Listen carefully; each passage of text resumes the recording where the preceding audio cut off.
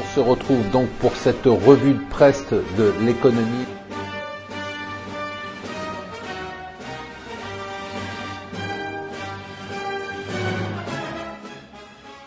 Bonjour et bienvenue sur Mon Financier pour la revue de presse de l'Écho. Nous sommes le mercredi 17 janvier. Allez, on parle marché. Encore et toujours, nouveau record sur les indices américains, ça devient lassant. 26 000 sur le Dow Jones qui a été touché avant un petit repli. Alors l'autre marché qui s'est effondré hier, tout simplement, avec une baisse de près de 20% sur toutes les monnaies virtuelles. C'est donc bien le Bitcoin et toutes les monnaies virtuelles. Alors on a donné des explications, mais moi j'en ai une, c'est l'effet Nabila. On aurait dû s'en douter à partir du moment où il y avait la vidéo de Nabila sur le Bitcoin, eh bien il fallait vendre à découvert. Je m'en veux de ne pas l'avoir fait. Autre élément important, c'est le Brésil. Le marché brésilien continue à danser la samba. C'est un des marchés qui a le mieux performé l'année dernière. On est quasiment à 30% de hausse. On a fait quasiment 30% de hausse. Ça continue cette année avec des nouveaux records historiques. Le Real qui monte aussi, tout ça pour des anticipations de croissance économique accélérée, malgré la dégradation il y a 2 jours de la dette brésilienne.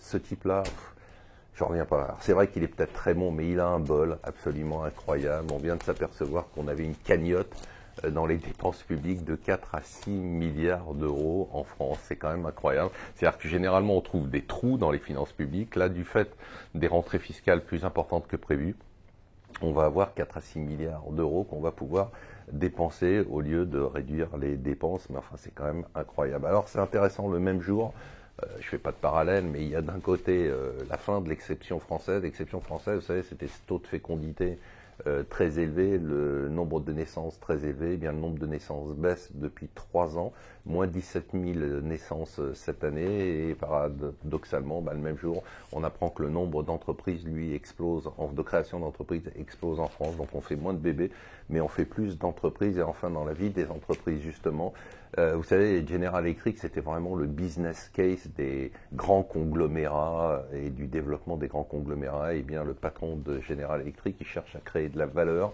le nouveau patron après Jack Welch, a décidé de faire un break-up, c'est-à-dire de couper la société en petites sociétés.